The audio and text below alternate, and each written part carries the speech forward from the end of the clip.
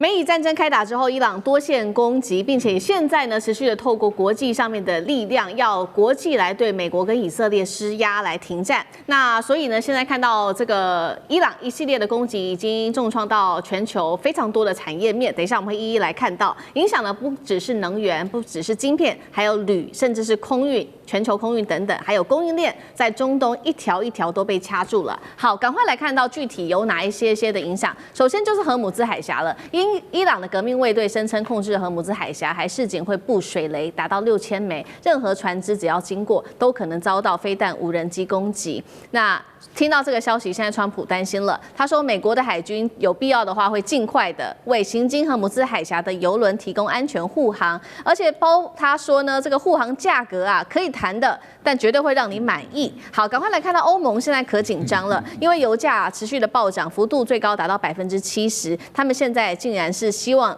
拿俄罗斯的石油，持续的施压乌克兰，要求开放欧方来去查验受损俄罗斯的这个输油管线，厘清是否能够尽快的恢复供油。那遭到了乌克兰这边的拒绝，他说是以安全为由拒绝让他去查这一条管线。经济学家现在也特别做了预估，美伊战争会推升本来就很高的全球通膨，迫使多国的央行升息，推高房贷、车贷、其他的借贷成本，我们处于非常危险的一个时期。再来就是半导体产业也会受到影响，因为荷姆兹海峡的封锁会重击卡达氦气运输到欧洲跟亚洲地区。那么卡达的氦气占全球的生产占比达到了30%，也就是晶片制造的关键气体会被因此卡住，这是对于半导体产业的影响。再来，对于炼铝厂，卡达这边的炼铝厂的电炉也会因此关闭，如果重启还需要半年的时间。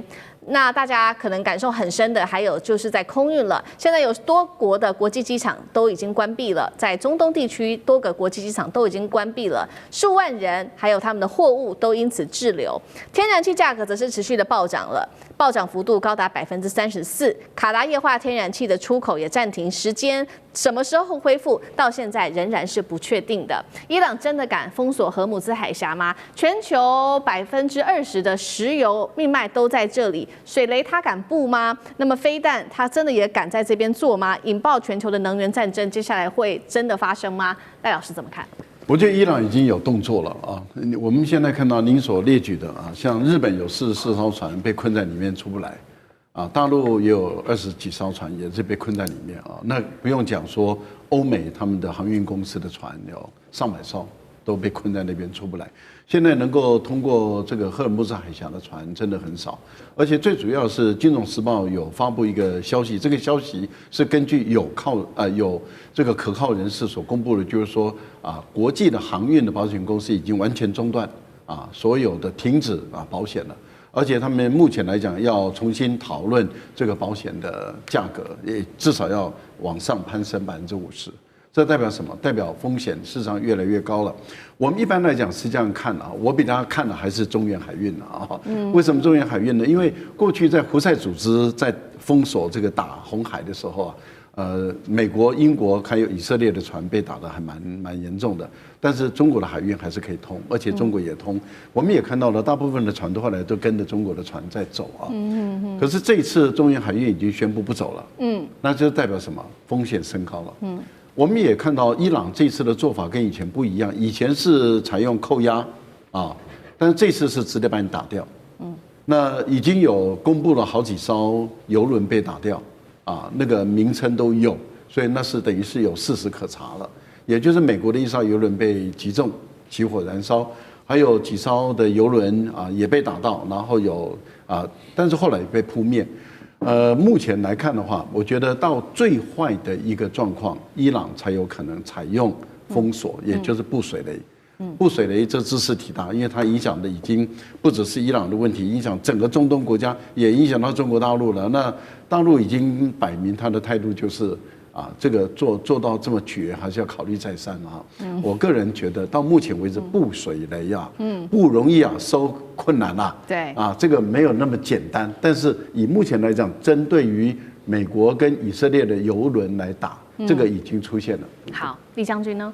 我觉得川普非常有意思哦。以前有一部电影叫《保镖》哦，这个你觉得川普现在是不是把美国海军当镖局？这个护航，然后收钱，保镖不就这样吗？对不对？这个运送这货物在古时候这个道路上面运输的时候，为了怕土匪抢哦，所以要请镖局的人来这个保护这个货物。那现在川普要收钱嘛？川普是不是就是现在就是把美国海军当保镖哈？这个护航，然后收钱，但是我觉得这个作为有没有效果？我觉得没有效果。你这反而中了伊朗的这种道哈。为什么？当你海军把你的舰艇弄到荷姆兹海峡，荷姆兹海峡你要护航只有30公里的距离，那用炮都打得到它不要用导弹，也不需要用什么无人机，它用火炮就可以打到你这个美国的军舰。那你是不是把美国军舰置之于死地？所以从荷姆兹海峡这次被封锁，我们看出来，美国对于这次开战并没有做好完全的准备，因为所有人，包括我们都知道，荷姆兹海峡，伊朗一直威胁着是要封锁。虽然说在两伊战争期间，他为了怕说杀敌1000自损800，在两伊战争期间，他都没有封锁荷姆兹海峡。但是这一次他面临他这个生死存亡的关头，他已经抱定了一种鱼死网破，就算是我自损8000，我也要杀敌你1万所以他这次就封锁荷姆兹海峡。难道你美国在开战之前你没有预判到这种情形吗？如果说你有这种预判的话，你是不是应该事先就采取防护的一些预备措施？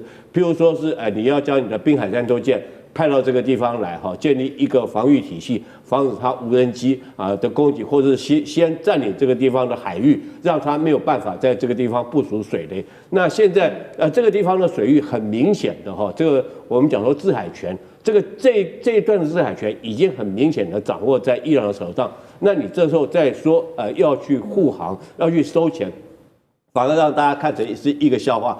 当然，我个人认为说是伊朗封锁荷姆兹海峡，可能后续这个时间有多长，其实有待观察了。他是不是达到他目的之后，引起全世界的注意，然后甚至于引起海湾国家这个对美国产生排拒，甚至于全世界其他国家会对于这个美国发动这场战争采取一种这个反对的声音之后，他达到这个目的，是不是就可以自己也为了他自己原油能够运出去，他就会解除？我觉得这才是之后解决的方式。好，所以现在伊朗荷姆兹海峡的封锁会影响到能源是否告捷？那欧盟很紧张，还说希望拿俄罗斯的石油，委员又怎么看？如果封锁荷姆兹海峡，全世界是有2个国家获得庞大的利益，一个叫美国，一个叫俄罗斯，其他输得很惨，所以美国欢迎他封锁。为什么？本来他打伊朗就有人觉得不太妥当，一封锁的话，哇，这下肥了。呀，海湾国家在拜托美国去修理伊朗，你那个欧洲国家还敢跟美国站在对立面吗？不会了，包括中国都会，拜托，干嘛不要打？要不然你伊朗收手。其他国家包括日本、韩国、台湾都受害。那美国就是全世界最大的石油出口国啊，他担什么心啊？对不对？你们不要求他，刚好颠倒。那俄罗斯呢？本来你不是不能卖吗？我石油不能卖，电能进入吗？变成每个人求着他卖了，因为全世界2大就他嘛，还有加拿大这一下子也可以卖一点啊，对吧？所以这整体来讲是美国会最大的获利者。我不知道伊朗的人应该也知道这个效果。那你本来这海湾国家好像说我把你当人质啊，美国来救你就会跟我妥协，才不会的啦。美国最好看看你们这每个人都受灾，然后要帮忙嘛。我何必我这个保护费可贵了啦，我这保护费可贵了啦，对。要把伊朗打趴有没有难？不难呐，真的不难，把伊朗整个打趴不难。伊朗政权换来换去也没什么了不起的事，只是这一次还没有把它没有那么大力。你知道轰炸贝尔格勒轰炸70几天，现在才轰炸不到4天呐，对啊，所以我是觉得美国人很炸，等你封锁，你说油价会涨，油价涨我赚钱啊，我的石油公司大赚钱啊，我随便开价，你台湾买不买？日本买不买？对不对？我天然气你卖不卖？所以这个就是这种连环计，一环扣一环我是觉得受伤的是中国、日本、台湾、韩国、欧洲，得利的就是美国跟俄罗斯不然你看看还有谁有石油？就他们2个有啊。好，那会不会引发后续这个战争型的通膨？因为刚刚说了嘛，除了石油我们要关注之外，还包括了有这个天然气，还有氦气断裂、铝厂停炉等等。那杨老师又怎么看？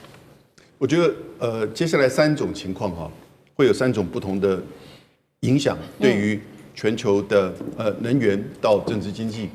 那你看到昨天、今天美国到台湾的这个亚洲的股市的那种变动，哦，就表示说，其实我们现在股市很脆弱。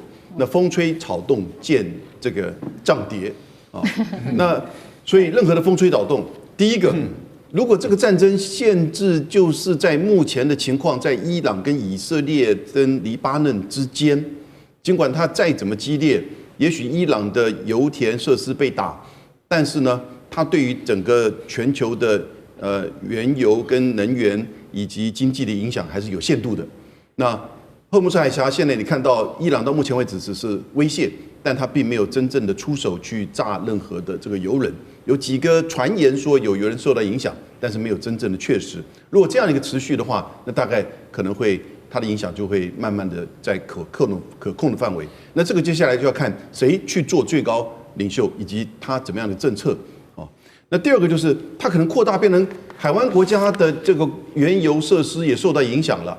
那或者是荷姆斯海峡的这个通行也受到影响，那这个就会有比较长远的冲击，油价就不止85了，油价可能真的会涨到100以上，不至于像伊朗所说会涨到200了哦。那如果涨到100以上的话呢，那全世界股市大概就只是现在俄罗斯会涨而已了，哦。那但是呢，连美国都会受影响，这个就蛮大的一个冲击。如果真的进入到美国跟伊朗的这种全面性交战，那真的是1/3的油都来自于中东。1/2的油跟天然气都经过荷姆斯海峡，那它的冲击就难以想象，尤其是对亚洲，中国大陆依靠来源于中东44%，日本95%，韩国70%，我们台湾60%，那也有另外20%的天然气，液态天然气是来自于中东，这不可能短期之内有任何的替代，而战争它的这种冲击，可能在战争结束之后都还会留到相关的影响。好，谢谢杨老师，那我们休息一下，马上回来。地缘政治、美中之争、战略价值、强权崛起、小国生存，现在与未来洞悉事件走向，掌握世界脉动，全球观点尽在环球大